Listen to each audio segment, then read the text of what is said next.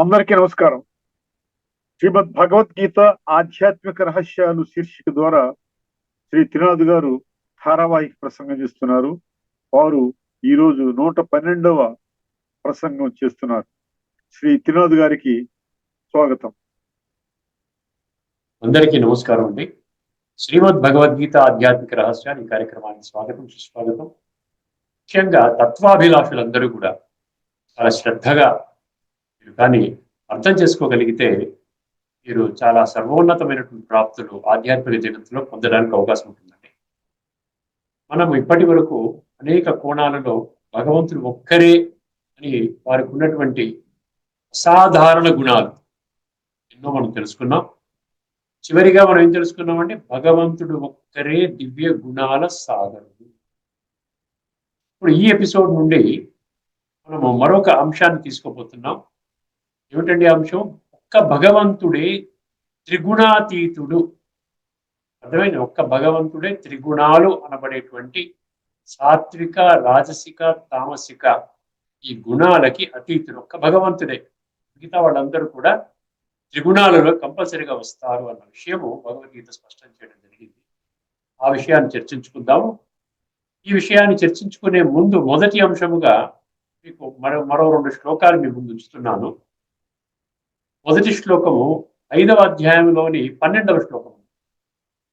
అందులో పర్మనెంట్ గా, శాశ్వతంగా చాలా ఆంతరిక శాంతిని అనుభవం చెయ్యాలంటే ఏం చెయ్యాలి? ఎందుకంటే ఈ రోజున మనము భౌతికంగా ఏదైనా కొన్ని కోరికలు నెరవేరితే అది మనం శాంతిగా మనం అనుకుంటున్నాం. అర్థమైంది? అది కాస్త టెంపరీగా ఉంటుంది. అది శాశ్వత శాంతిని అనరు. ఎప్పటికీ శాంతిని అనుభవం చేసే ప్రక్రియని భగవద్గీతలో ఇదివరకు ఒక శ్లోకం చర్చించుకున్నామంటే 4వ అధ్యాయం 39వ శ్లోకం. ఏమిటన్నాడు అక్కడ? కేవలం నా పట్ల శ్రద్ధ ఉంటే చాలు. శ్రద్ధ అంటే ఏంటి? బుద్ధి నేత్రం తెలుసుకోవాలి. శ్రద్ధ అంటే ఏంటంటే బుద్ధి నేత్రం తెలుసుకోవాలి. ఎందుకంటే భగవంతుడే మనకు బుద్ధినిచ్చాడు. శ్రద్ధావాన్ లభతే జ్ఞానం తత్పర సంయతేంద్రియ జ్ఞానం లబ్ధ్వా పరాం శాంతి అన్నాడు అక్కడ. ఏమన్నాడండి? జ్ఞానము నీవు అంటే ఆధ్యాత్మిక జ్ఞానం, భగవంతుడు గీత ద్వారా ఇచ్చిన ఆధ్యాత్మిక జ్ఞానము పొందితే పరమశాంతి అన్నది. అర్థమైందండి? పరమశాంతి అంటే సుప్రీం పీస్ అన్నమాట. ఇప్పుడు అదే విధంగా పరమశాంతి, దాన్ని పర్మనెంట్ శాంతి అనండి, స్థాయిగా ఉండేటువంటి శాంతి అనండి. అది పొందాలంటే మరొక యుక్తి చెప్తున్నారు భగవంతుడు 5వ అధ్యాయంలోని 12వ శ్లోకం. 12వ శ్లోకం రాసుకోవచ్చు. మీరు ఇంతమంది చెప్పింది 4వ అధ్యాయంలో 39వ శ్లోకం. ఏమండి? యుక్త కర్మఫలం త్యక్త్వా శాంతి మాప్నోతి నైష్ఠికీం అన్నారు. యుక్త అయుక్త అని రెండు పంక్తులలో మొదటి పంక్తి అయుక్త, తర్వాత 3వ పంక్తిలో ఉన్నాడు అయుక్త కామకారేణ ఫలే సక్తో నిబధ్యతే. చాలా సింపుల్ అండి ఇది. మనకి బేసికల్ గా ఏంటంటే గీత నా కొరకు, భగవంతుడు నా తండ్రి, భగవంతుడి యొక్క సంతానము నేను, నా జీవితాన్ని పరివర్తన చేయడానికే భగవంతుడు ఈ సృష్టి మీద అవతరించాడు. అర్థమైంది? నా విధంగా తెలుసుకున్న వాళ్ళని బ్రహ్మకుమారులు, బ్రహ్మకుమారులు అని అంటున్నారు. అందరూ బ్రహ్మ సంతానమే. భగవంతుడు బ్రహ్మ ద్వారా క్రియేట్ చేస్తారంటారు కదా. అందుకనే అందరూ కూడా బ్రహ్మకుమారులే. తెలుసుకున్న వాళ్ళు ఆ విధంగా వాళ్ళు బీకే అని పెట్టుకుంటున్నారు. బ్రహ్మకుమారీస్ లేదా బ్రహ్మకుమారులు, బ్రహ్మకుమారి. ఏమన్నాడు? యుక్త కర్మఫలం త్యక్త్వా శాంతి మాప్నోతి నైష్ఠికీం అన్నాడు.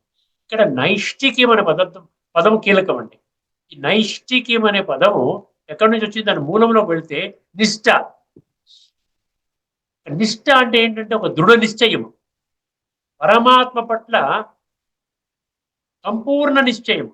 భగవంతుడు ఉన్నాడు. భగవంతుడు ఏంటంటే ఏదో విధంగా మన భావనలో కాదు. భగవంతుడు ఉన్నాడు కాబట్టి మనం తెలియకపోయినా మనము పూజలు పునస్కారాలు చేస్తున్నాం, అది బాగా ఉంది. తెలుసుకొని చేస్తే నేను ఒక ఆత్మస్వరూపాన్ని, నా తండ్రి పరమాత్మ అంతేనండి. దాన్ని యుక్త అన్నాడు. యుక్త అంటే ఏంటి? యోగయుక్త. యుక్త అంటే యోగయుక్త. యుక్తిగా ఉండండి అంటారు. యుక్తి అంటే బుద్ధి నేత్రాన్ని తెలుసుకొని భగవంతుడు చెప్పిన విషయాల్ని సత్యత ఆధారంగా మనం అర్థం చేసుకోవడం యుక్త. యుక్త కర్మఫలం త్యక్త్వా. అక్కడ ఏంటన్నాడు? నైష్ఠికీం స్థాంతి అంటే స్థిరమైన శాంతి, సస్టైనింగ్ శాంతి అనమాట. ఎప్పటికీ ఉంటుంది, అది పోదు. ఎందుకంటే అది దేని నుండి జనరేట్ అవుతుంది? యుక్త నుంచి జనరేట్ అవుతుంది.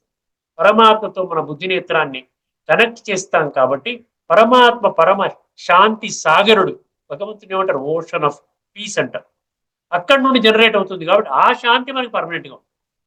అందుకే నిష్ఠతో కూడుకున్నటువంటి పనులు చేయాలి. నిష్ఠతో అంటే ఒక దృఢమైనటువంటి నిశ్చయంతో, ఒక పద్ధతి ప్రకారంగా, ఒక సిద్ధాంతం ప్రకారంగా, అంతేగాని అంధవిశ్వాసం ఆధారంగా కాదు. కర్మ యుక్త కర్మఫలం త్యక్త్వా శాంతిమాప్నోతి. శాంతి ఆప్నోతి అంటే అనుభవం చేస్తావు, పొందుతావు. నైష్ఠికీం, అది చాలా ఇంపార్టెంట్ అనమాట. మనకి దాని అర్థం తెలియాలి. మామూలుగా శాంతి అంటే సినిమాకి వెళ్తే శాంతి, పూజ చేసుకుంటే శాంతి, ఏదో తింటే శాంతి, అది కాదు. నైష్ఠికీం శాంతి. ఇప్పుడు అయుక్త ఏమన్నాడు? అయుక్త కామకారేణ ఫలే సక్తో నిబధ్యతే. ప్రాక్టికల్ గా రండి. మన జీవితంలో భగవంతుని మహావాక్యాలు లేకుండా మన జీవితము శ్రేష్టంగా ఎలా మారుతుంది? ఇప్పటి వరకు మనం ఆచరించినటువంటి, అనుసరిస్తున్నటువంటి పద్ధతుల ద్వారా మన జీవితము ఈ విధంగా నైష్ఠికీం శాంతి కానీ, పరమ శాంతి కానీ ఎందుకు దొరకటం లేదు? శాంతి కోసం మనం బయట వెతుక్కుంటున్నాము. శాంతి బయట దొరికే పదార్థం కాదు. ఒక గ్రాసరీ స్టోర్ లో దొరికేది, ఒక మాల్లో దొరికే పదార్థం కాదు. వెళ్ళి ఒక చాలా అశాంతిగా ఉందండి వాతావరణం అంతా కూడా, ఒక 1000 రూపాయలు పెట్టి శాంతిని కొనుక్కోరండి అంటే దొరుకుతుందా? శాంతి కోసం మనకేం కావాలి? యుక్త. రెండవది ఏంటంటే కర్మ ఫలాన్ని త్యజించమన్నారు. యుక్తగా ఉంటే నువ్వు చెయ్యి, పనులు చేసి భగవంతుడికి అర్పణం, అంతే. కర్మని ఈశ్వరార్పణం అయిపోయింది, అంతే. అది మంచి జరిగినా భగవంతుడే రెస్పాన్సిబుల్, అది ఒకవేళ నెగిటివ్ గా జరిగినా కూడా భగవంతుడే రెస్పాన్సిబుల్. యుక్త కర్మఫలం త్యక్త్వా శాంతిమాప్నోతి నైష్ఠికీ అయుక్త కామకారేణ. ఏమంటే అయుక్త కామకారేణ ఫలేసక్తో నిబద్ధిత. అయుక్త అంటే ఏంటంటే దేహభ్రాంతి. నేను దేహము అనుకుంటూ మీరు కర్మలు ఆచరిస్తున్నారు. వర్తమానములో అత్యధిక సంఖ్యలోని మనుషులు ఈ విధానంలో వెళుతున్నారు. వాళ్ళకి ఏం జరుగుతుందంట? వాడు ఏ కర్మ చేసినా ఫలితం మీద ఆసక్తితో చేస్తారు. ఫలితము బాగా జరిగింది అంటే ఆనందపడతారు, ఫలితము రివర్స్ అయ్యింది అంటే దుఃఖపడతారు. ఈ యొక్క అప్ అండ్ డౌన్ లైఫ్ అనేది మనకి ఏం చేస్తుంది? అనారోగ్యాన్ని కలిగిస్తుంది. దుఃఖపడటం అంటే చాలా టెన్షన్తో ఉంటాం. స్ట్రెస్, టెన్షన్, ప్రెషర్స్, ఆందోళన అంటాం కదా, మానసిక ఒత్తిడి అంటాం కదా, దీని నుండి రోగాలు వస్తాయి. అంటే మూలంలోకి వెళ్ళాలి మనం. అర్థమైందండి? అయుక్త కామకారేణ. కామకారేణ అంటే ఏంటి? కామ అంటే డిజైర్స్, భౌతిక సుఖ సాధనాలను పొందేటువంటి డిజైర్స్. కామ అనే పదం వస్తే మీరు రెండు గుర్తుపెట్టుకోవాలి. ఒకటి లైంగిక వాంఛ, మరియు కామనలు అంటే భౌతిక ఇంద్రియ సుఖాన్ని అనుభవం చేయడానికి మనసులో ఉత్పన్నమయ్యే కోరికలు. అయుక్త. అయుక్త అనేసరి యుక్త అయుక్త అంటే రెండు రకాల మనుషులు ఉన్నారు ప్రపంచంలో, గుర్తుపెట్టుకోండి. అయుక్త ఉన్నటువంటి వాళ్ళే అత్యధిక సంఖ్యలోని మెజారిటీ ఉన్నారు. మనం మెజారిటీని ఫాలో చేస్తాం. కానీ మైనారిటీ మాత్రమే యుక్త కర్మ చేస్తారు. అయిపోయింది, భగవంతుడు చేయమన్నాడు. భగవంతుడి పాత్ర నా యొక్క ఏంటి? భగవంతుడి యొక్క ధర్మ సంస్థాపన కర్తవ్యాన్ని నేను సమర్థించే విధంగా నా కర్మలు ఉంటాయి. ఖచ్చితంగా శ్రేష్టంగా ఉంటాయి. విలువలతో కూడుకున్నటువంటి కర్మలు ఉంటాయి. ఎవరికి దుఃఖాన్ని కలిగించకుండా ఉంటాయి నా కర్మలు. సో ఇవన్నీ కూడా మనం చేసినప్పుడు దాని రిజల్ట్ భగవంతుడు రెస్పాన్సిబుల్. అందుకనే రిజల్ట్తో పని లేదు. రిజల్ట్ భగవంతు ఈశ్వరార్పణం. అయుక్త కామకారేణ అన్నాడు. ఫలేసక్తో, ఫలితం మీద ఆసక్తితో చేస్తాడు కాబట్టి వాడు నిబధ్యతే, వాడు బంధనం అంటే కార్మిక్ బాండేజ్లోకి వచ్చేస్తాడు. బాండేజ్లోకి రావడం అంటే ఇప్పటికే కుళ్ళిపోయిన ఆత్మ ఇంకా కుళ్ళిపోతుంది. ఒకసారి గీతలో చెప్పిన మాటలు చదువుకొని మరొక కూడా తీసుకుందాము. అంటే కొన్ని శ్లోకాలు మనం కవర్ చేయడానికి వీలవుతుందని నేను ఇటువంటి పద్ధతి పెట్టాను. 5వ అధ్యాయంలోని 12వ శ్లోకం అయిపోతుంది. 5వ అధ్యాయంలోని కర్మ సన్యాస యోగం. అందుకని అక్కడ సన్యాసం అనే పదాన్ని మనం మిస్అండర్స్టాండ్ చేసుకున్నామండి. సన్యాసం అంటే స్థూల సన్యాసం కాదు, కర్మ సన్యాసం కాదు. ఎక్కడుంది? 12 ఏమంటున్నాడు ఇక్కడ? నిష్కామ కర్మయోగి. మనము కర్మ చూసారా, ఎటువంటి ఫలితాన్ని ఆశించకుండా, స్వార్థపూరితంగా కాకుండా, భగవంతుడు ఏ విధంగా చేస్తున్నాడు? ఇప్పుడు సృష్టి పరివర్తన భగవంతుడు మన కోసం చేస్తున్నాడు. తను ఏమి పొందడం లేదే, తను మామూలుగా వెళ్ళి తన ఇంట్లో కూర్చుంటాడు అంతే. సత్యయుగంలోకి రాడు, త్రేతాయుగంలోకి రాడు. అంటే స్వర్గాన్ని మన కోసం స్థాపన చేస్తున్నాడు, తను రాడు. అది నిష్కామ సేవాదారి అంటే. సో మనం కూడా ఆయన సంతానం కదా, మనకు కూడా అటువంటి విధంగా ఉండాలి. నిష్కామ కర్మయోగి. కర్మయోగి అంటే గుర్తుపెట్టుకోండి, కర్మ చేస్తూ యోగంలో ఉండాలి. ప్రతి కర్మని మనం భగవంతుడితో కనెక్ట్ అయి ఉంటే ఆ కర్మ మనకేమవుతుందంటే శ్రేష్టమైనటువంటి కర్మ అవుతుంది. అర్థమైందండి? మంచి పుణ్యకర్మ అవుతుంది, మహాన్ కర్మ అవుతుంది అన్నమాట. నిష్కామ కర్మయోగి కర్మ ఫలములను త్యజించి భగవత్ ప్రాప్తి రూపమైన శాంతిని పొందును. భగవంతుడి ప్రాప్తి రూపమైన, అర్థం చేసుకో, భగవంతుడి నుంచి వస్తోంది. భగవంతుడు శాంతి సాగరుడు, నేను శాంతి స్వరూపము. ఆత్మలో జనరేట్ అవుతుంది కాబట్టి, ఆత్మ అవినాశి కాబట్టి శాంతి కూడా అవినాశి, శాంతి కూడా స్థాయిగా ఉంటుంది. కర్మ ఫలాసక్తుడైన వాడు ఫలేచ్ఛతో కర్మలను ఆచరించి బద్ధుడగును. అర్థమైందని బయట అవుతాడు. కర్మ ఫలాసక్తుడైన వాడు ఫలేచ్ఛతో కర్మలను ఆచరించి బద్ధుడగును. ఇప్పుడు మరొక శ్లోకం తీసుకుందామంటే 5వ అధ్యాయంలోనే కాస్త ముందుకు వెళితే 6వ శ్లోకం అండి.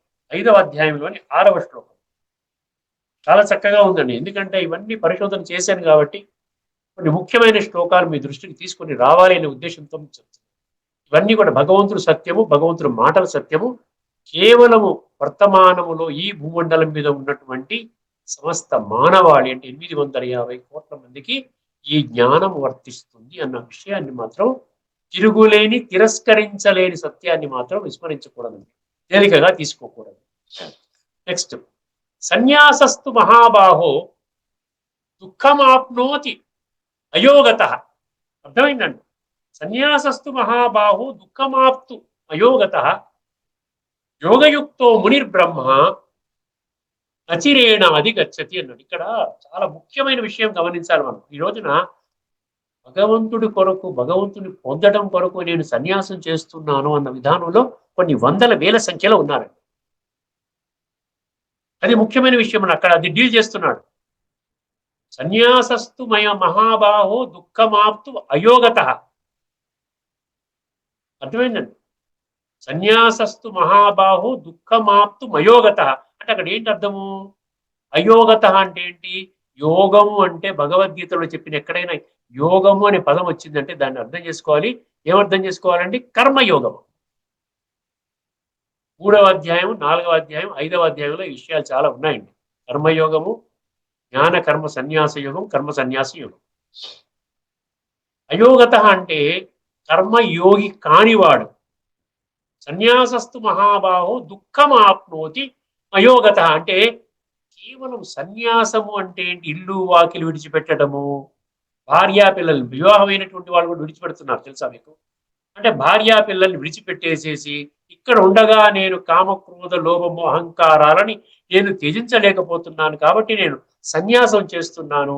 నా భార్యకి పిల్లలకి ఏదో కొంత సదుపాయం చేసేసుకుని ఇంకా నేను సంసార జీవితాన్ని కొనసాగించలేను. ప్రవృత్తి మార్గం అంటే ఈ విధంగా ఉన్నటువంటి మార్గంలో నేను ఉండలేను, నేను వెళ్ళిపోతున్నాను అంటాడు. ఇక్కడ భగవంతుడు ఏమంటున్నాడు? ఇటువంటి వారికి భగవంతుని యొక్క ప్రాప్తి జరుగుతుందా, జరగదా? ఏమంటున్నాడు అక్కడ? కష్టము అంటున్నాడు. దుఃఖం అంటే ఇక్కడ అర్థం ఏంటి? కష్టము అంటున్నాడు. ఎందుకు కష్టం అంటున్నాడు తెలుసునండి? ఎందుకంటే ఇంద్రియాలను జయించలేదు, మనసుని కంట్రోల్లో తీసుకుని రాలేదు, మన్మనాభవ పరమాత్మకు సంపూర్ణ పరిచయం లేదు వాళ్ళకి, బుద్ధినేత్రం తెలుసుకోలేదు, దేహభ్రాంతిలోనే ఉన్నారు. కేవలము భౌతిక పరంగా ఎక్స్టర్నల్ గా సన్యాసం చేశారు కానీ ఆంతరికంగా సన్యాసం చేశారా? మనము ఇదివరకు 2-3 శ్లోకాల్లో మనం ప్రవృత్తించ నివృత్తించ అని చదువుకున్నాం. అర్థం చేసుకునే ప్రయత్నం చేయాలి. ప్రవృత్తించ నివృత్తించ అంటే ప్రవృత్తి అంటే సంసార మార్గము, నివృత్తి అంటే సన్యాస మార్గము. అది కాదు అంటున్నాడు. జనా న విదురాసురా అన్నాడు. జనులకు తెలియలేదు ప్రవృత్తి నివృత్తి. ప్రవృత్తి అంటే గృహస్థము, నివృత్తి అంటే మన సన్యాసం అదంటున్నాడు. ప్రవృత్తి అంటే ఏంటంటే గృహస్థములోనే ఉంటూ దేహాభిమానాన్ని సన్యసించటము, దేహ అహంకారాన్ని సన్యసించటము, కామ క్రోధ లోభ మోహ అహంకారం పంచ వికారాలని విషయ వికారాలని సన్యసించటము, ఆత్మ యొక్క ఉనికిని కనిపెట్టి ఆత్మ యొక్క ఉనికిని ప్రాప్తి చేసుకొని అనుభూతి చేసుకొని అనుభవంలోకి తీసుకొని వచ్చి పరమాత్మతో ఈ రాజయోగం అనే ప్రక్రియ ద్వారా కనెక్ట్ అయ్యి భగవంతుడి నుండి గుణాలు శక్తులు ప్రాప్తి చేసుకుంటే అది అసలైనటువంటి సన్యాసము, అసలైనటువంటి యోగము అంటాడు. ఫిజికల్ గా మీరు వెళ్ళిపోతే ఏం లాభము? మీకు ఆత్మజ్ఞానం లేదు, ఆత్మ యొక్క ఉనికి లేదు, ఆ పరమాత్మ యొక్క పరిచయం లేదు, పరమాత్మ నిరాకార తత్వాన్ని పరిచయం లేదు, పరమాత్మ యొక్క దివ్య గుణాల సాగరుడు అని, సర్వశక్తివంతుడు, పతిత పావనుడు అని లేదు. అందుకని చూసారా వీళ్ళలో కూడా అహంకారం వస్తుంది. ఎవరైనా గట్టిగా ఒక ప్రశ్న వేశారనుకోండి, వాళ్ళని అక్కడి నుంచి పంపించేస్తారు. అంతేగాని రా నాయన నువ్వు మంచి ప్రశ్న వేస్తున్నావు. ద్వాపర యుగంలో ఉండే సన్యాసులు వేరండి, ఇప్పుడు కలియుగం యొక్క అంతిమ సమయంలో ఉన్నటువంటి సన్యాసుల తీరు కానీ మీరు గమనించినట్లయితే వాళ్ళు విషయ వికారాలను విడిచిపెట్టేటువంటి పరిస్థితి లేదు. అక్కడ సన్యాసం చేయాలంటున్నాడు. గృహస్థములో ఉండి భార్యాబిడ్డల్ని పోషించుకుంటూ నీ విద్యుక్త గృహస్థ ధర్మాన్ని నిర్వహిస్తూ నీవు విషయ వికారాలని తొలగించుకోలేవా, సన్యసించలేవా? ఆ సన్యసించే విధానం భగవంతుడు చెప్తున్నాడు. యోగయుక్తో మునిర్బ్రహ్మ, ఏమండి? యోగయుక్తో మునిర్బ్రహ్మ నచిరేణ అధిగచ్చతి. దానికి రివర్స్ అనమాట. రెండు రకాల గ్రూప్స్ కూడా చెప్తున్నాడు. ప్రపంచంలో రెండు రకాల వాళ్ళు ఉన్నారు. ఒకరేమో ఎక్స్టర్నల్ సన్యాసం, ఒకరి ఇక్కడే గృహస్థంలోనే ఉండి ఇంటర్నల్ గా సన్యాసం చేస్తారనమాట. విషయ వికారాలను సన్యాసం చేయడం కొరకు దానికోసమే ఈ యొక్క మెడిటేషన్ యోగం అనే ప్రక్రియ పెట్టాడు. పరమాత్మ నుండి మనకి ఆ యొక్క జ్ఞానం అనేటువంటి ఆ యొక్క ప్రకాశం మనలో వచ్చేంత వరకు కూడా ఈ స్పష్టత మనకి రాదండి. మనము ఎందుకు కోపం చేస్తున్నాము, ఎందుకు విషయ వికారంలో వెళ్తున్నాం, అహంకారం ఎందుకు, లోభం ఎందుకు? ప్రతి ఒక్కరికి ఆధ్యాత్మిక జ్ఞానము అత్యవసరము. అర్థమైందండి? లేకుండా యోగయుక్తో ముని బ్రహ్మ. ముని అంటే ఏంటి? అక్కడ ముని అంటే ఎక్కడి నుంచి వచ్చింది పదం? ఎక్కడి నుంచి వచ్చింది? ముని అంటే మౌని. మౌని అంటే మౌనం వహించేవాడు. మౌనం అంటే ఏంటి? ఆత్మ చింతనలో ఉన్నవాడికి బయట మాట్లాడాలని అనిపించదు. తేలికగా అలాగే మాట్లాడతాడు, పర్వాలేదు, సైలెన్స్ గా ఉంటాడు, తక్కువ మాట్లాడతాడు, మధురంగా మాట్లాడతాడు. అర్థమైందండి? మెల్లిగా మాట్లాడతాడు, తక్కువ మాట్లాడతాడు, మెల్లిగా మాట్లాడతాడు, మధురంగా మాట్లాడతాడు. అందుకని అది హిందీలో చాలా బాగా చెప్తారు మాకు. కమ్ బోలో, ధీరే బోలో, మీఠా బోలో అంట. అంటే ఇది కర్మయోగి యొక్క లక్షణం అన్నమాట. అందుకని యోగయుక్త మహాబాహు అన్నాడు కదా. యోగయుక్తో మునిర్బ్రహ్మ, యోగయుక్తో మునిర్బ్రహ్మ.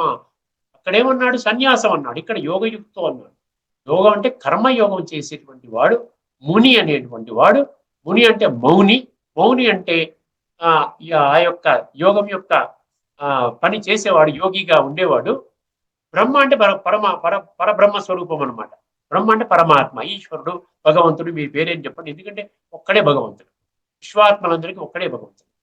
యోగయుక్తో మునిర్బ్రహ్మ అచిరేణ ఆదిగచ్చతి. వాడు ఎంత భగవంతుడి యొక్క వారసత్వం ఎంత పొందాలో అంతా కూడా ఒక్క క్షణంలో పొందుతాడు, శీఘ్రముగా పొందుతాడు. అచిరేణ అంటే శీఘ్రముగా, అధిగచ్చతి. అర్థమైందండి? ఇది యొక్క ముఖ్యమైన శ్లోకం. ఇందులో కూడా ఏమి ఇచ్చాడో ఒక్కసారి గమనించండి. ఎందుకంటే ఇవన్నీ కూడా మన కోసమే అనుకున్న వాళ్ళకి వాళ్ళ జీవితం మారిపోతుందండి.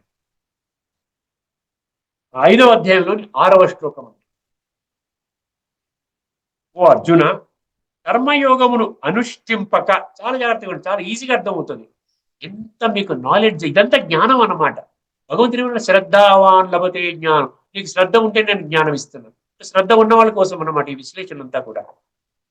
కర్మయోగమును అనుష్ఠింపక, చూసారా? కర్మయోగమును అనుష్ఠింపక సన్యాసము అనగా మనస్సు, ఇంద్రియములు, శరీరముల ద్వారా జరుగు కర్మలన్నింటి యందును కర్తృత్వమును త్యజించుట కష్టము. నేను చేస్తున్నానంటే అహంకారం, లేదండి నేను సాక్షిగా ఉన్నాను, కేవలం భగవంతుడి యొక్క ధర్మ సంస్థాపన కార్యక్రమంలో నేను పాల్గొంటున్నాను, ఆయన ఎటువంటి ఆదేశం ఇస్తే ఆ పని చేస్తున్నాను, విషయ వికారాలను పక్కన పెట్టమన్నాడు, పక్కన పెట్టేశాను, అవసరం లేదు, ఈ ఒక్క జన్మ నా మాట వినమన్నాడు, వింటున్నాను, ఇదనమాట. అందుకని సన్యాస బాహ్య సన్యాసం చేసే వారికి ఈ విషయేంద్రియ వీటిని ఇంద్రియాన్ని కంట్రోల్ చేయటం కానీ, మనసు బుద్ధిని కంట్రోల్ చేయటం కానీ ఇది సాధ్యపడదు అంటున్నాడు. కర్తృత్వమును త్యజించుట కష్టము. భగవత్ స్వరూపమును మననము చేయు కర్మయోగి భగవత్ స్వరూపమును మననం, అక్కడ మౌని అన్నాడు కదా, మనన చింతన మననము చేయు కర్మయోగి పరబ్రహ్మ పరమాత్మను శీఘ్రముగా పొందగలడు. ఇప్పుడు మనం ఈ విషయాన్ని విడిచిపెట్టి మన ముఖ్యమైన అంశమైనటువంటి ఒక భగవంతుడే త్రిగుణాతీతుడు. త్రిగుణాలు అనేది చాలా స్పష్టంగా అర్థం చేసుకోవాలి. బుద్ధినేత్రాన్ని తెరుచుకొని భగవంతుడు ఒక్కరే ఎంత స్పష్టంగా భగవద్గీతలో, అది కూడా తత్వజ్ఞాన కోణంలో అర్థం చేసుకుంటేనే మీకు అర్థమవుతుంది. 14వ అధ్యాయంలో 5వ శ్లోకంలో ఒక ఫార్ములాని డిక్లేర్ చేశాడు భగవంతుడు. స్పష్టమైన యూనివర్సల్ ఫార్ములా అండి ఇది. ఇదైతే హిందువుల కోసం ఒక ఫార్ములా, క్రిస్టియన్స్ కోసం, లేకపోతే ఈ సింగపూర్ లో ఉన్నటువంటి వాళ్ళ కోసం, లేదా భారతదేశం కాదండి, హిందూ ధర్మం వాళ్ళకి కాదు. యూనివర్సల్ ఒకటే ఫార్ములా అందరికీ అప్లై అవుతుంది, వర్తిస్తుంది. ఏమంటున్నాడు అక్కడ? సత్వం రజస్తమ ఇతి గుణ ప్రకృతి సంభవ అన్నాడు. ముందు మూలంలోకి వెళ్దాం మనం. సత్వము అంటే సాత్వికము, రజ అంటే రాజసము, తమ అంటే తామసకం.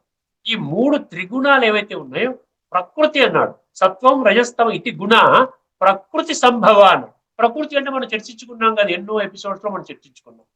ప్రకృతి అంటే దేహము, దాని తాలూకు ఆపరేటస్. దేహము అంటే పంచతత్వాలు, తర్వాత ఇంద్రియాలు అంటే 15 ఉన్నాయి చెప్పుకున్నాం. 5 జ్ఞానేంద్రియాలు, నాలెడ్జ్ సెన్సెస్ అంటారు. 5 కర్మేంద్రియాలు, దాన్ని వర్కింగ్ సెన్సెస్ అంటారు, యాక్షన్ సెన్సెస్ అంటారు. అదేవిధంగా 5 ఇంద్రియ విషయాలు, సెన్సరీ ఆబ్జెక్ట్స్ అంటారు. ఎన్ని అయిపోయింది? 15, 5, 20 అయిపోయాయి కదా. మనసు, బుద్ధి, సంస్కారం 23. ఈ 23 మీద అధిపతి ఎవరండి? అది ప్రకృతి కాదు. 23 ఇదంతా మొత్తం ఆపరేటర్స్ ప్రకృతి అంటారు. ఈ ప్రకృతికి యజమాని పురుషుడు అంటే ఆత్మ. మామూలుగా మనం పురుష స్త్రీ అది కాదు. ఇక్కడ ఆధ్యాత్మిక జగత్తులో పురుష అన్న పదానికి అర్థం ఏంటంటే ఆత్మ. ప్రకృతి పురుష కంబైన్డ్ స్వరూపం అన్నమాట. మనమందరము భగవంతుడు ఒక్కరే, వారికి ప్రకృతి లేదు. ఈ ఇంద్రియాలు, మనసు, బుద్ధి, సంస్కారాలు, కర్మేంద్రియాలు, జ్ఞానేంద్రియాలు, ఇంద్రియ విషయాలు ఇవేమి భగవంతుడికి సంబంధం లేదండి. అందుకనే భగవంతుడి ఇక్కడ గీతలో ఏమన్నాడు? పరమ పురుష.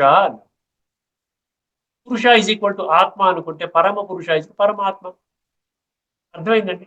సత్వం రజస్తమ ఇతి గుణా ప్రకృతి సంభవా నిబధ్నంతి మహాబాహో దేహే దేహినం అవ్యయం అన్నాడు.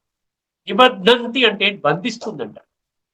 ప్రకృతి తీసుకొని వస్తుందంట, తనకు కూడా ప్రకృతి తీసుకొని వస్తోంది. ఏం తీసుకొని వస్తుంది? త్రిగుణాలను తీసుకొస్తుంది. సతో రజో తమో. సతో రజో తమో తీసుకొస్తుందంటే అర్థం ఏమిటి? ప్రకృతి అంటే దేహదారులు. ప్రకృతి అంటే దేహం కదా, ఫిజికల్ బాడీ, పంచతత్వాలతో కూడుకున్నటువంటి ఈ ఫిజికల్ బాడీ. తర్వాత మళ్ళీ ఇంద్రియాలు 15, తర్వాత మనసు, బుద్ధి, సంస్కారాలతో కూడుకున్నటువంటి ఆత్మ. ఆత్మ ఇండిపెండెంట్ గా ఉన్నప్పుడు డివైన్ గా ఉంటుందండి. అర్థమైందండి? ఆత్మ ఇండిపెండెంట్ గా ఉన్నప్పుడు డివైన్, చాలా ప్యూర్ స్టేట్ లో ఉంటుందన్నమాట. ఏమి తెలియదు, కామ, క్రోధ, లోభము, అహంకారాలు ఏమి తెలియవు. ఇప్పుడే పుట్టిన పిల్లవాడు జస్ట్ ఒక 5 నెలలు, 6 నెలలు, లేదా సంవత్సరం, 2 సంవత్సరాలు పిల్లవాడు చూడండి, ఎంత ముద్దుగా ఉంటారు చూడండి. Children are next to God అంటారు చూసారా? పిల్లలు భగవంతుడితో సమానం అంటారు కదా, దేవుడితో సమానం అంటారు కదా. ఎందుకంటారు? వాళ్ళలో ఇంకా విషయ వికారాలు వెళ్ళలే. అంటే ఒరిజినల్ క్వాలిటీ ఆత్మ రూపంలోనే ఉన్నారు వాళ్ళు. అర్థమైందండి? అందుకని భగవంతుడు ఎప్పటికీ అలాగే ఉంటాడు, ఎప్పటికీ పురుష రూపంలోనే ఉంటాడు, పరమ పురుష. ఇంకొక రెండో విషయము, ముఖ్య విషయం, గమనించవలసిన విషయం ఏంటంటే, ఎవరైతే సతో రజో తమోలోకి వస్తారో, గమనించండి, చాలా శ్రద్ధగా వినండి.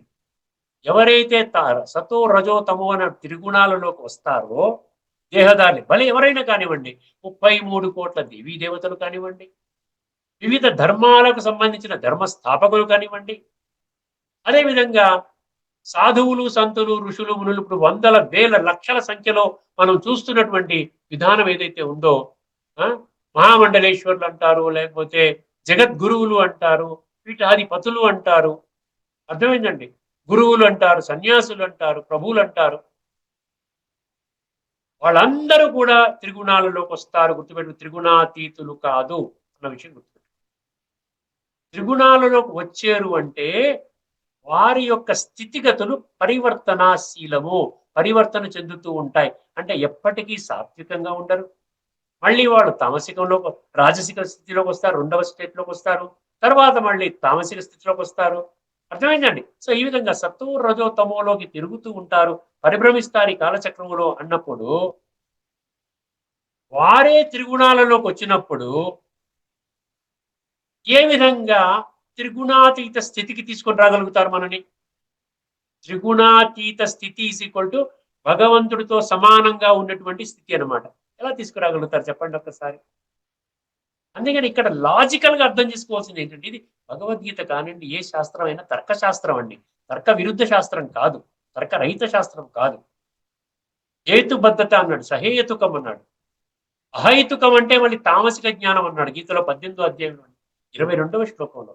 అహైతుకం అతత్వార్థం అల్పం చ తత్తామసముదాహృతం అన్నాడు.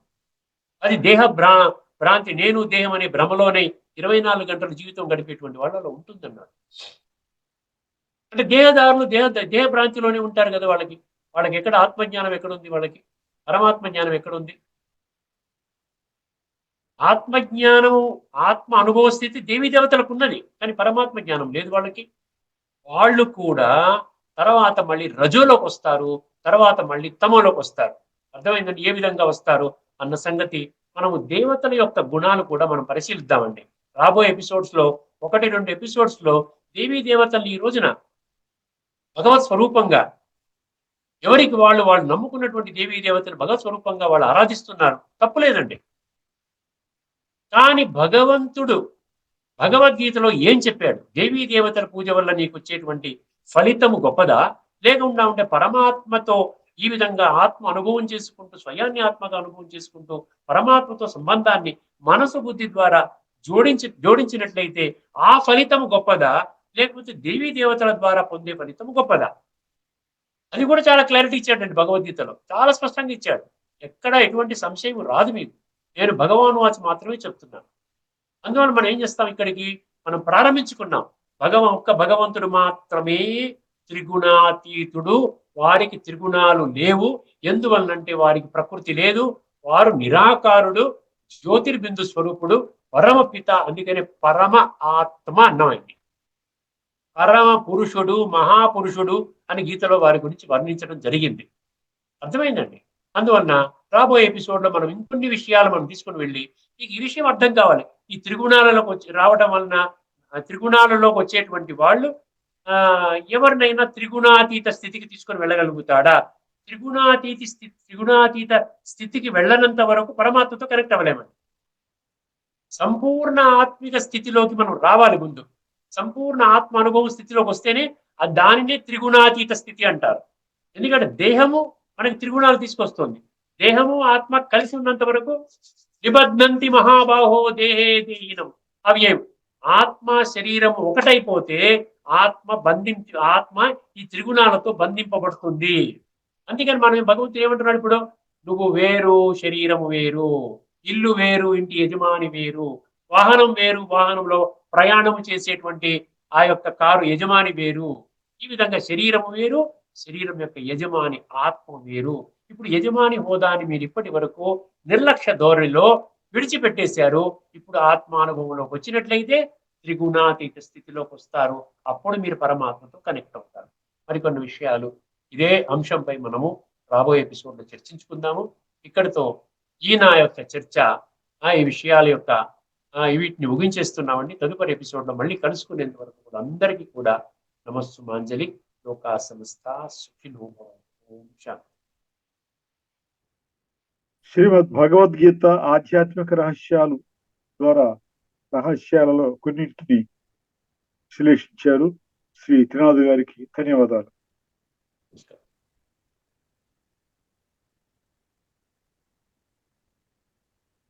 రేపు 10ంటికి ఇవాళలాగే 10ంటికి మరి సాయంకాలం నైట్ పర్లేదా? 8:30 8:30 నైట్. ఓకే అండి, అదే విధంగా పంపించండి. నమస్కారం, గుడ్ నైట్, థ్యాంక్ యూ.